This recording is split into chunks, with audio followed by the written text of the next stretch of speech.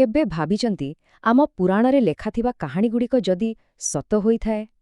ଆଜି ଆମେ ଏମିତି ଏକ କାହାଣୀର ଗଭୀରତାକୁ ଯିବା ଯେଉଁଠି ପୁରାଣ କେବଳ ବିଶ୍ୱାସ ନୁହେଁ ବରଂ ପ୍ରତ୍ନତତ୍ତ୍ୱର ପ୍ରମାଣ ପାଲଟିଯାଏ। ଆସନ୍ତୁ ଆରମ୍ଭ କରିବା ଭଗବାନ କୃଷ୍ଣଙ୍କର ସେହି ହଜିଲା ନଗରୀ ଦ୍ୱାରକାର ରହସ୍ୟମୟ ଯାତ୍ରା। କଳ୍ପନା କରନ୍ତୁ ତ ଟିକେ, ଏକ ଏମିତି ସହର ଯାହାର କାନ୍ଥ ସୁନାରେ ତିଆରି, ଚଟାଣ ରୂପାରେ। ଶୁଣିବାକୁ ଏହା କୌଣସି ସ୍ୱର୍ଗପୁରୀର ବର୍ଣ୍ଣନା ଭଳି ଲାଗୁଛି, ଠିକ୍ ନା? ପ୍ରାଚୀନ ଗ୍ରନ୍ଥଗୁଡ଼ିକ ଦ୍ୱାରକାକୁ କେବଳ ଏକ ସହର ନୁହେଁ ବରଂ ଏକ ଜୀବନ୍ତ ସ୍ୱପ୍ନ ଭାବରେ ବର୍ଣ୍ଣନା କରିଛନ୍ତି। ହେଲେ ଏତେ ବର୍ଷ ଧରି ତ ଆମେ ଏହାକୁ କେବଳ ଏକ କାହାଣୀ ବୋଲି ହିଁ ଭାବି ଆସୁଥିଲେ।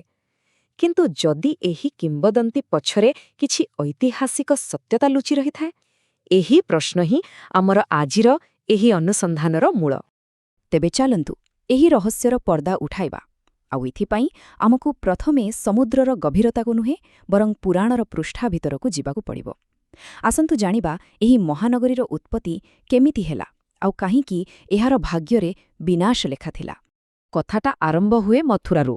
ଜରାସନ୍ଧର ବାରମ୍ବାର ଆକ୍ରମଣରୁ ନିଜ ଲୋକଙ୍କୁ ସୁରକ୍ଷିତ ରଖିବା ପାଇଁ ଭଗବାନ କୃଷ୍ଣ ଏକ ନୂଆ ରାଜଧାନୀର ଆବଶ୍ୟକତା ଅନୁଭବ କଲେ। ସେ ସମୁଦ୍ର ଦେବତାଙ୍କୁ ପ୍ରାର୍ଥନା କଲେ, ଆଉ ସମୁଦ୍ର ତାଙ୍କ ପାଇଁ କିଛି ସ୍ଥାନ ଛାଡ଼ିଦେଲେ। ସେହି ସ୍ଥାନରେ ହିଁ ନିର୍ମାଣ ହୋଇଥିଲା ଦେବଶିଳ୍ପୀ ବିଶ୍ୱକର୍ମାଙ୍କ ଦ୍ୱାରା ଅଭେଦ୍ୟ ଦୁର୍ଗ ଦ୍ୱାରକା।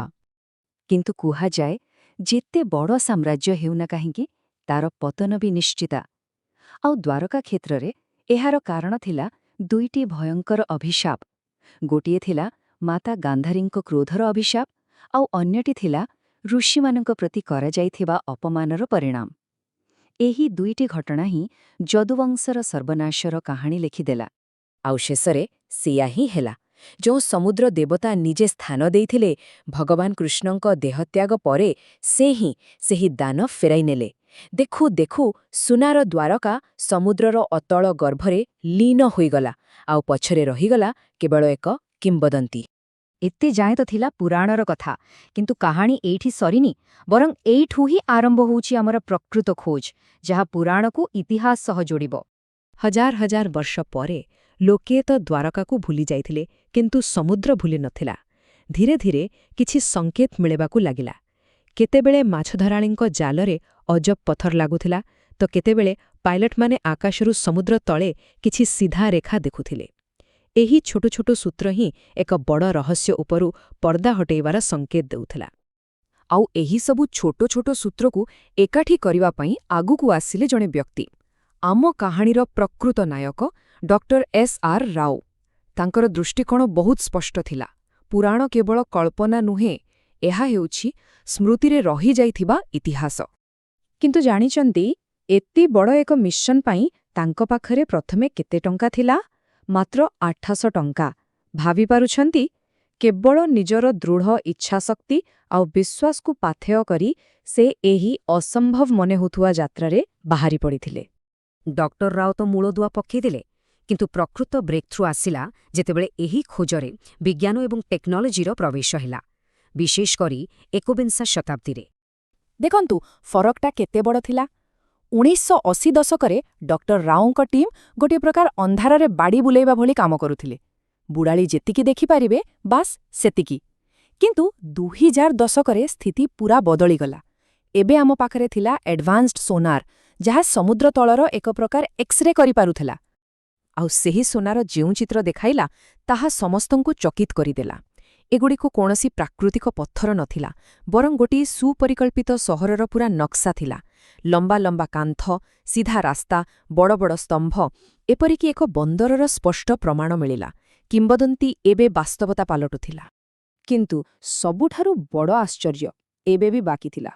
ସେଠାରୁ ମିଳିଥିବା ଗୋଟିଏ କାଠ ଜିନିଷର ଯେତେବେଳେ କାର୍ବନ ଡେଟିଂ କରାଗଲା, ତାର ବୟସ ଜାଣିଛନ୍ତି କେତେ ବାହାରିଲା? 9000 ବର୍ଷ। ଏହା ହରପ୍ପା ସଭ୍ୟତାଠାରୁ ମଧ୍ୟ ପୁରୁଣା। ଏହି ଗୋଟିଏ ଆବିଷ୍କାର ଆମର ଇତିହାସ ବହିକୁ ପୁରା ଓଲଟପାଲଟ କରିଦେବା ଭଳି କଥା ଥିଲା। ଠିକ୍ ଅଛି, ତେବେ ଏହା ତ ପ୍ରମାଣିତ ହୋଇଗଲା ଯେ ସମୁଦ୍ର ତଳେ ଗୋଟିଏ ସହର ଥିଲା। କିନ୍ତୁ ଏବେ ବି ସେହି ବଡ଼ ପ୍ରଶ୍ନ ବାକି ଥିଲା, ଏତେ ବଡ଼ ସହର ସମୁଦ୍ର ତଳକୁ ଗଲା କେମିତି? ଆଉ ଏଇଠି କଥାଟା ବହୁତ ମଜାଦାର ହୋଇଯାଉଛି। ଦେଖନ୍ତୁ, ଗୋଟେ ପଟେ ପୁରାଣ କହୁଛି ଯେ କୃଷ୍ଣଙ୍କ ଦେହତ୍ୟାଗ ପରେ ସମୁଦ୍ର ନିଜ ଜାଗା ଫେରିନେଲା, ଆଉ ଅନ୍ୟପଟେ ବିଜ୍ଞାନ କହୁଛି ଯେ ସେହି ସମୟରେ ଏକ ଭୟଙ୍କର ପ୍ରାକୃତିକ ବିପର୍ଯ୍ୟୟ ଆସିଥିଲା ଯେଉଁଥିରେ ସମୁଦ୍ର ସ୍ତର ବହୁତ ଶୀଘ୍ର ବଢ଼ିଯାଇଥିଲା। ଆଶ୍ଚର୍ଯ୍ୟର କଥା, ଦୁଇଟିଯାକ କଥା ଶେଷରେ ଗୋଟିଏ ଘଟଣା ଆଳକୁ ହିଁ ଇସାରା କରୁଛନ୍ତି। ବିଜ୍ଞାନ କହୁଛି ଏହା ପଛରେ କାରଣ ଥିଲା ସି ଲେଭେଲ୍ ରାଇଜ୍, ଆଉ ଏହା କିଛି ଖାଲି ଅନୁମାନ ନୁହେଁ। ଭୂତତ୍ତ୍ୱବିଦ୍ମାନଙ୍କ ପାଖରେ ଏହାର ପକ୍କା ପ୍ରମାଣ ଅଛି ଯେ ସେହି ସମୟରେ ପୃଥିବୀରେ ଏକ ବଡ଼ ଜଳବାୟୁ ପରିବର୍ତ୍ତନ ହୋଇଥିଲା, ଯାହାଫଳରେ ସମୁଦ୍ର ହଠାତ୍ ମାଡ଼ିଆସି ଏକ ପୂରା ସଭ୍ୟତାକୁ ନିଜ ଭିତରେ ସମାଇ ନେଇଥିଲା। ତେବେ ଶେଷ କଥା କ'ଣ? ଶେଷ କଥା ହେଉଛି ପୁରାଣ ଆଉ ବିଜ୍ଞାନ ଅଲଗା ଅଲଗା କଥା କହୁନାହାନ୍ତି। ସେମାନେ ଗୋଟିଏ ହିଁ କାହାଣୀ କହୁଛନ୍ତି, କେବଳ ଭାଷାଟା ଅଲଗା। ପୁରାଣ ଯାହାକୁ ଦୈବୀ ଘଟଣା ବା ଅଭିଶାପ କହିଲା, ବିଜ୍ଞାନ ତାକୁ ଏକ ପ୍ରାକୃତିକ ବିପର୍ଯ୍ୟୟ ବୋଲି ପ୍ରମାଣ କଲା। କିନ୍ତୁ ଏହି ଆବିଷ୍କାର କେବଳ ଇତିହାସର ଏକ ପୃଷ୍ଠା ନୁହେଁ, ଏହା ଆଜି ବି ଆମର ସଂସ୍କୃତି ଏବଂ ବିଶ୍ୱାସ ସହିତ ବହୁତ ଗଭୀର ଭାବରେ ଯୋଡ଼ି ହୋଇ ରହିଛି।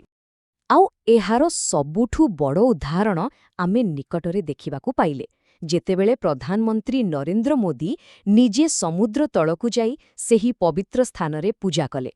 ଏହା କେବଳ ଏକ ଘଟଣା ନଥିଲା, ଏହା ଥିଲା ଆମର ହଜିଯାଇଥିବା ଐତିହ୍ୟ ସହ ପୁଣି ଥରେ ଯୋଡ଼ି ହେବାର ଏକ ଶକ୍ତିଶାଳୀ ପ୍ରତୀକ। ଆଉ ଦ୍ୱାରକାର ପୂରା କାହାଣୀ ଆମକୁ ଗୋଟିଏ ବହୁତ ବଡ଼ କଥା ଶିଖାଏ, ତାହା ହେଉଛି ବିଶ୍ୱାସ ଆଉ ବିଜ୍ଞାନ ଏ ଦୁଇଟା ଅଲଗା ରାସ୍ତା ହୋଇପାରେ, କିନ୍ତୁ ଦୁହିଁଙ୍କର ଲକ୍ଷ୍ୟ ଗୋଟିଏ, ଆଉ ତାହା ହେଉଛି ସତ୍ୟକୁ ଖୋଜିବା। ଗୋଟିଏ ଆମକୁ ଆସ୍ଥା ଦିଏ ଆଉ ଅନ୍ୟଟି ଦିଏ ପ୍ରମାଣ। ତେବେ ଶେଷରେ ଗୋଟିଏ ପ୍ରଶ୍ନ ମନକୁ ଆସୁଛି, ଯଦି ଦ୍ୱାରକାର କାହାଣୀ ସତ ହୋଇପାରିଲା, ତେବେ ଆମ ପୁରାଣରେ ଥିବା ଆଉ କେତେ କାହାଣୀ କେବଳ କାହାଣୀ ନୁହେଁ ବରଂ ଇତିହାସ ହୋଇପାରେ, ଯାହା ଏବେ ବି କେଉଁଠି ନା କେଉଁଠି ଆବିଷ୍କାର ହେବାକୁ ଅପେକ୍ଷା କରିଛି? ଏହି ପ୍ରଶ୍ନ ସହିତ ଆଜିର ଆଲୋଚନା ଏଇଠି ଶେଷ କରୁଛୁ। ଜୟ ଦ୍ୱାରକାଧୀଶ।